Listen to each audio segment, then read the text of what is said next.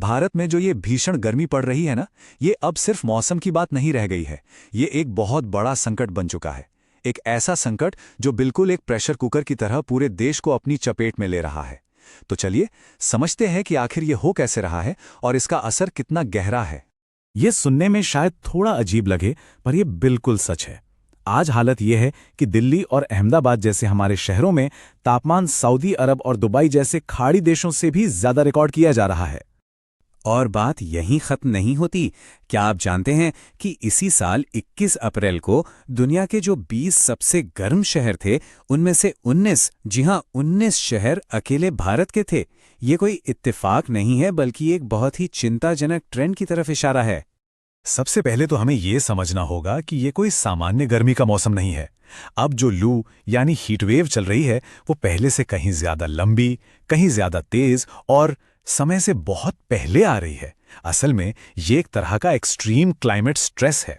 और ऐसा नहीं है कि ये किसी एक दो शहर की कहानी हो। राजस्थान से लेकर मध्य प्रदेश और उत्तर प्रदेश तक देश के कई राज्यों में तापमान लगातार 40 से 45 डिग्री सेल्सियस के खतरनाक लेवल पर बना हुआ है।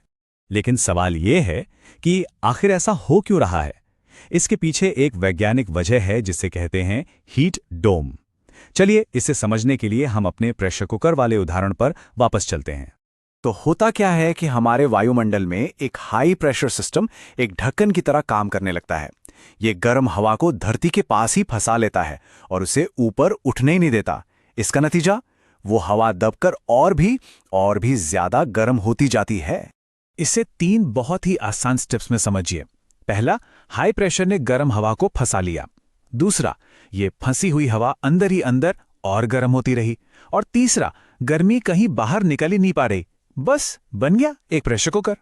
और पता है इस आग में घी डालने का काम कौन कर रहा है? हमारे अपने शहर। यहाँ का कंक्रीट गर्मी सोखता है, पेड़ हैं नहीं, और कांच की बड़ी बड़ी इमारतें तो सूरज की गर्मी को वापस सड़कों पर फेंकती हैं। हमारे शहर सचमुच एक हीट ट्रैप बन चुके हैं जो रात में भी ठंडे नहीं हो पा रहे। अगर आपको लग रहा है कि हालात इससे ज्यादा बुरे नहीं हो सकते, तो रुकिए, पिक्चर अभी बाकी है। एक और बड़ा खतरा हमारे दरवाजे पे दस्तक दे रहा है, जिसका नाम है सुपर एल नीनो। देखिए, इतिहास हमें पहले ही चेतावनी दे चुका है। साल 1877 के आसपास जब ऐसी ही एक घटना हुई थी, तो उसने एक भयानक अकाल को जन्म दिया था। आज हम पहले ही रिकॉर्ड तोड़ गर्मी झेल रहे हैं और अनुमान यह है कि 2026-27 तक ये तापमान को औसत से 2.5 डिग्री सेल्सियस तक और ऊपर ले जा सकता है। 4%। ये सिर्फ एक नंबर नहीं है। पिछली बार जब ऐसा हुआ था तो दुनिया की 4% आबादी खत्म हो गई थी। अब आप खुद ही अंदाजा लगा सकते हैं कि हम कितने बड़े खतरे के मुहाने पर खड़े हैं। तो ये जो भीषण गर्मी है, ये सिर्फ पसीने और परेशानी की बात नहीं है। ये एक ऐसा संकट है जो हमारी अर्थव्यवस्था, हमारी सेहत, हमारे पानी, मतलब जीवन के हर पहलू पर असर डाल रहा है। अब जरा अर्थव्यवस्था की बात करते हैं। इस गर्मी की वजह से प्रोडक्टिविटी यानी काम करने की क्षमता में जो कमी आती है, उसके कारण भारत को हर साल करीब करीब $126 बिलियन का नुकसान हो रहा है। जाहिर है, जब लोग ठीक से काम नहीं कर पाएंगे तो अर्थव्यवस्था तो धीमी पड़ेगी ही। और इसकी वजह भी बहुत सीधी सी है। भारत की 75% वर्कफोर्स यानी हर 4 में से 3 लोग शारीरिक मेहनत वाले कामों पर निर्भर हैं। सोचिए, किसान, कंस्ट्रक्शन वर्कर, ये भीषण गर्मी उनकी काम करने की क्षमता को 5 से 10% तक कम कर देती है। पैसे की बात तो एक तरफ, हमारी सेहत का क्या? गर्मी के असर जानलेवा भी हो सकते हैं।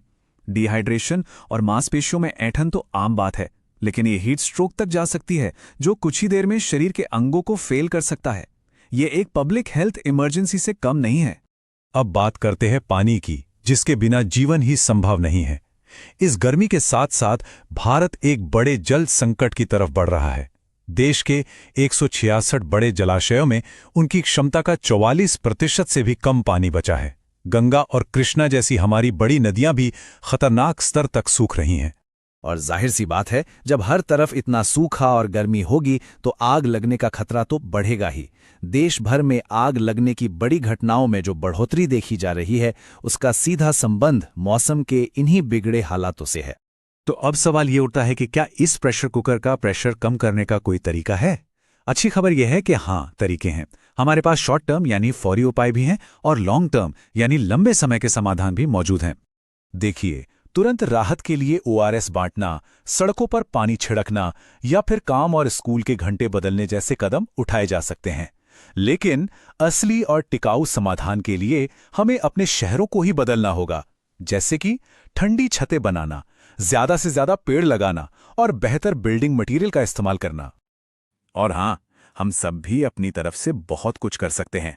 सबसे जरूरी है कि खूब पानी पिएं, हल्के ढीले ढाले कपड़े पहनें और कोशिश करें कि दोपहर 12 से 3 की तेज धूप में बाहर ना निकलें।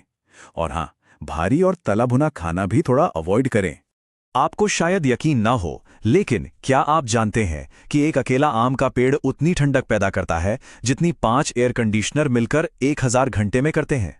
कभी कभी सबसे असरदार समाधान हमारे बिल्कुल आसपास ही होते हैं। तो आखिर में सवाल बस एक ही बचता है, गर्मी का ये प्रेशर कुकर तो लगातार गर्म हो रहा है। क्या हम सब मिलकर इस चुनौती का सामना करने के लिए सही समाधान और सही कदम उठा पाएंगे? हमारा भविष्य इसी सवाल के जवाब पर टिका है।